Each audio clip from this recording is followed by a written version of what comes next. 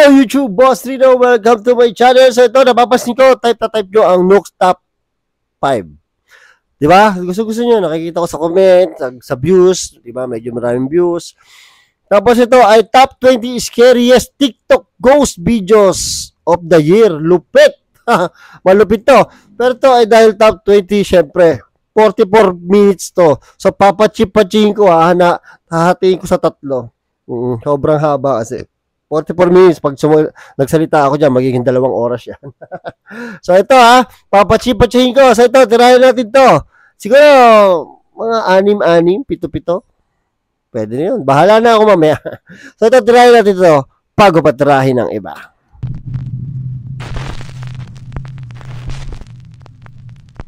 The top 20 scariest TikTok ghost videos of the year. Hiding in the dark. TikTok user Pershka recorded a quick video intending to show her noisy ice machine on TikTok. But when she was about to post it, she noticed something truly chilling.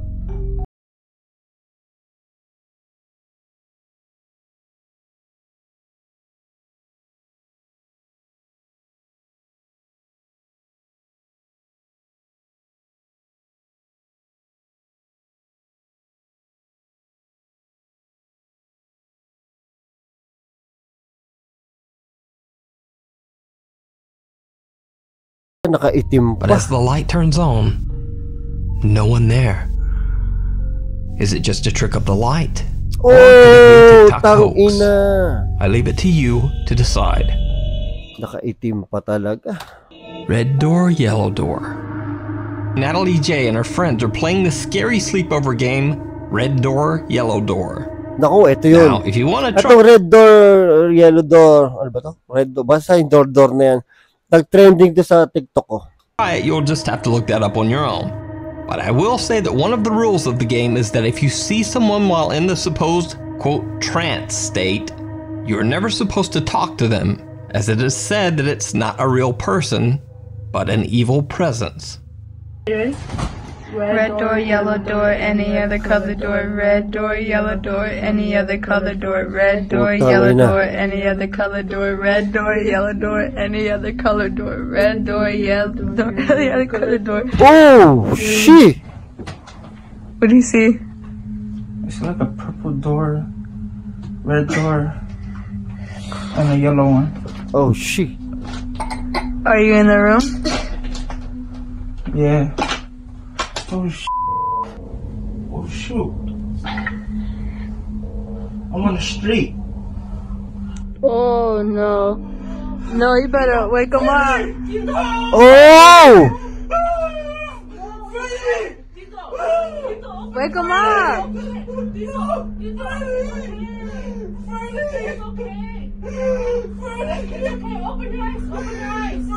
Buhusan mo ng tubig, buhusan mo ng tubig.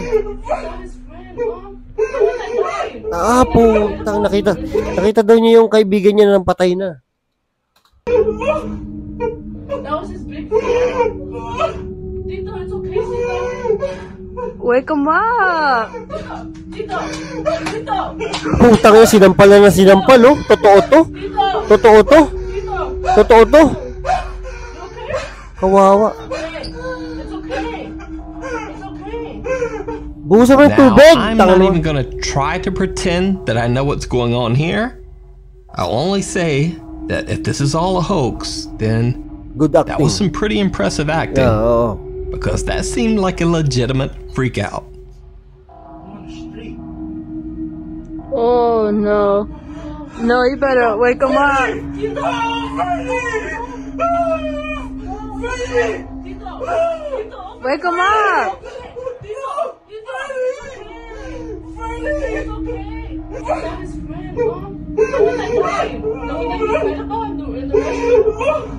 You can watch the 2-part video series on Natalie J's TikTok.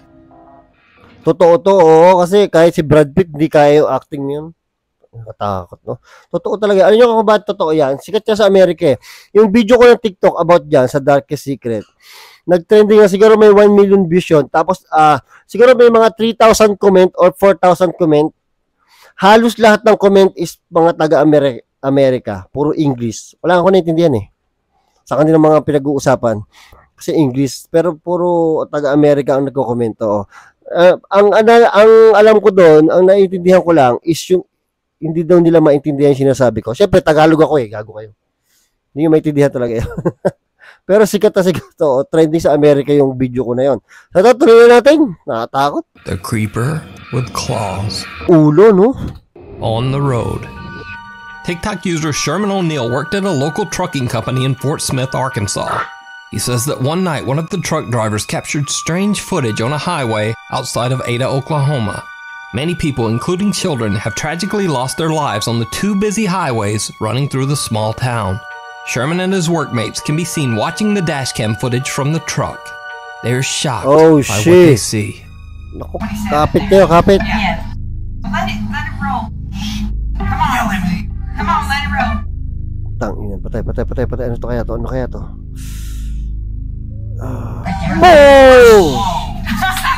The truck driver barely manages to avoid hitting what seems to be a Gago, hindi edit to.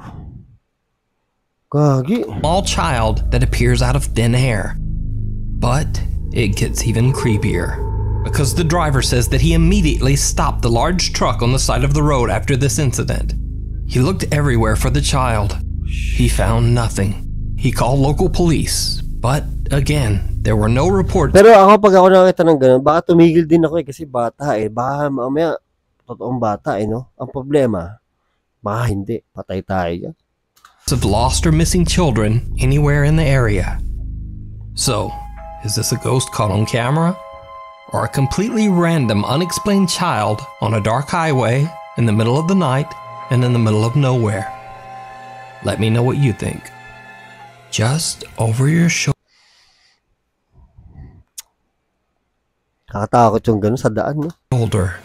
TikTok user Alicia Nguyen is alone in her bathroom to record a TikTok video when she captures something truly terrifying. Gago.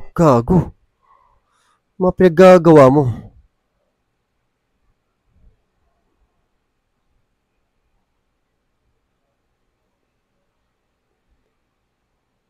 Oh, tangina mo.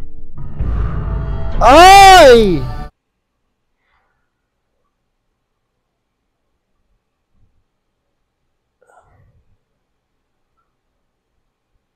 While Alicia switches back and forth from her reflection to herself, what looks to be the figure of a child appears behind her, and then, just as quickly, disappears. Alicia has no idea who or what the mysterious figure could have been. So is it a ghost? Or is it all just an elaborate hoax? You decide. The Night Visitor. Bilis na number 15 TikTok kagad. user Amanda Angelo is watching YouTube very late at night in her bedroom that she shares with her sister Alexis. Naku po, ito. Alexis gets up to go to the bathroom, but when she returns, something is just not quite right. Gago. Ay puta, ito nga kasama to. Lexi?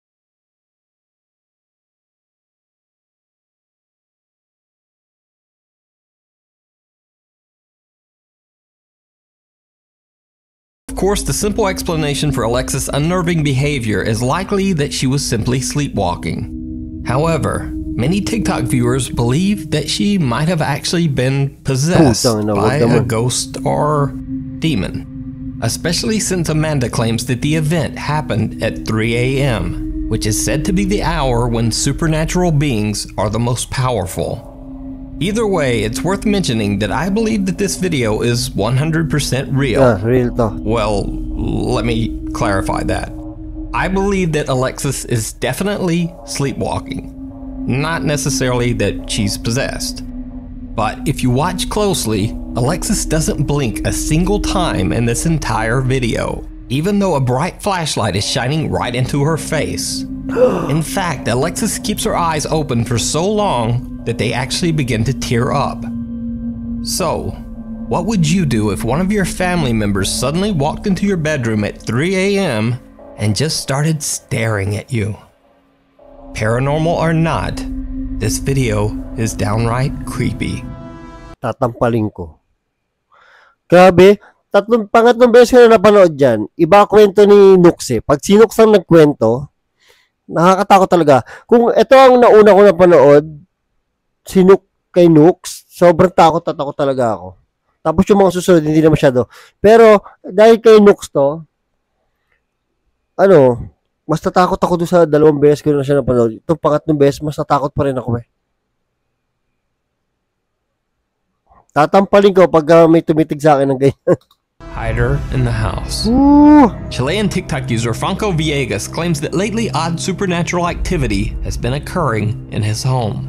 He says that he's seen unexplained shadows, experienced sleep paralysis, and most bizarre of all, he says that some unseen thing actually bit him on the back. Franco decides to set up a small CCTV camera to record himself as he sleeps. Napaka-weird yan, yung may CCTV ka habang natutulog. Hindi ako makakatulog dyan.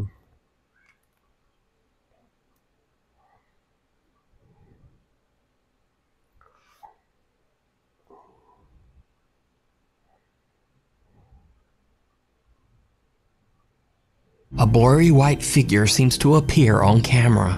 Oddly enough, whatever it is doesn't seem to upset or excite Franco's dog. It continues to sleep through the entire incident. 3 days later, Franco's bedsheet is pulled off by something. But it doesn't end there. 2 days later, on April 30th, Franco Villegas starts to hear knocking on his bedroom door. Bueno, son las 1 de la mañana casi.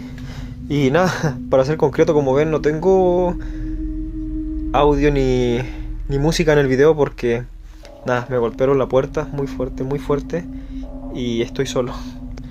Despertamos todos juntos y están todos muy fijos en la puerta, así que voy a mover la cámara apuntando hacia allá.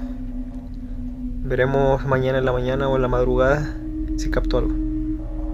So Franco changes the angle of the CCTV camera to point towards his door. 5 days go by without incident, but on May 5th, as Franco sleeps, his security camera catches something truly chilling. Ito na, puta. Uy, gago. Ano yun? Pumihit kusa? Puta, pumihit nga, oh. Ay, la. Uy, gago ka. Putang ina mo naman, bakit naman ganyan, tol?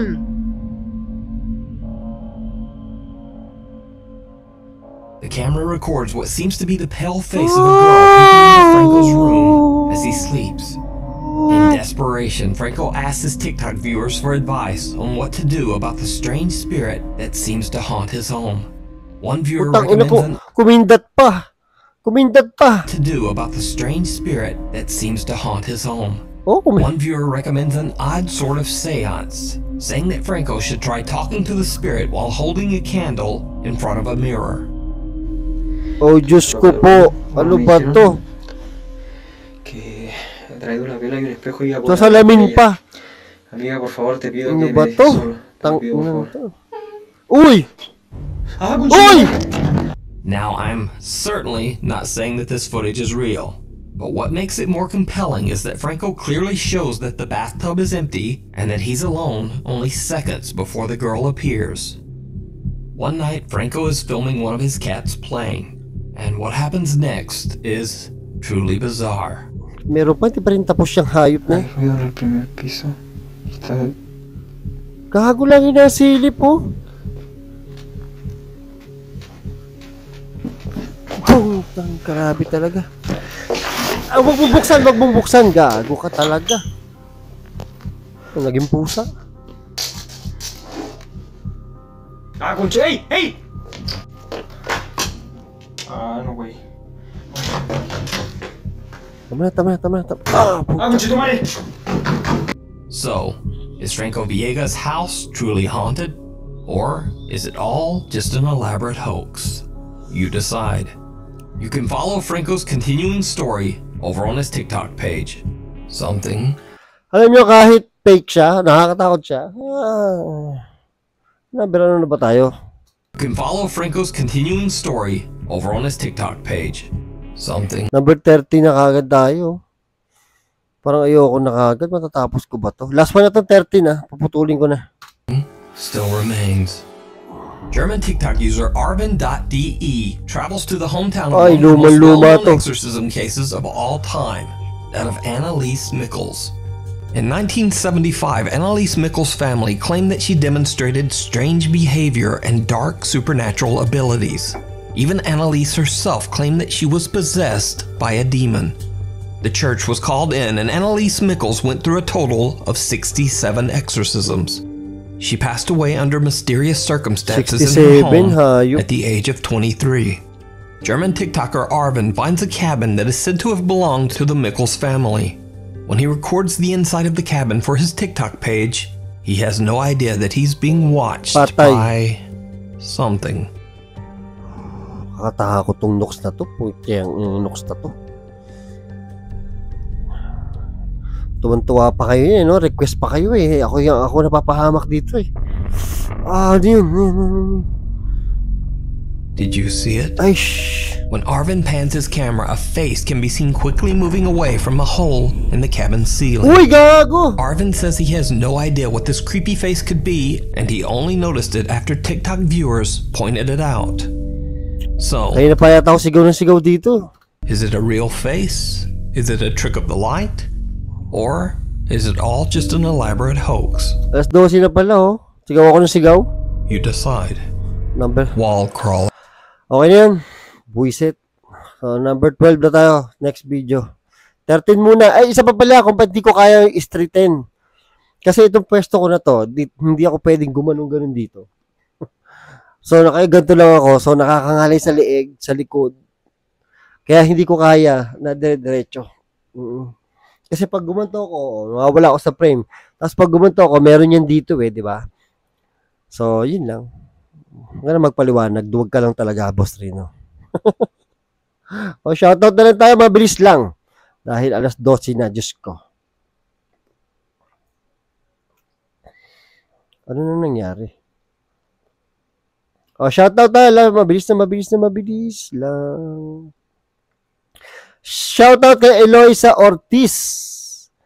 At hello Boss Rino, pa-shoutout baka naman. Happy birthday sa baby kong pogi, si Rian Ortiz bukas. So, happy birthday, Rian Ortiz. So, happy birthday ha. Ilang taon na? Walang sinabi, basta pakabait kang bata ka ha. Tapos, shoutout kay Arian Marvin Paulo Solis, haba ng pangalan. At shoutout din kay Rosana May Alisoso. At shoutout kay Juliet Marquez. Tapos, shoutout kay Melrose Sanchez ng Pangasinan. Ayun. Next na tayo, ha? So, yun, maraming salamat sa panonood at hanggang sa muli. I came from the mud. There's dirt on my hands.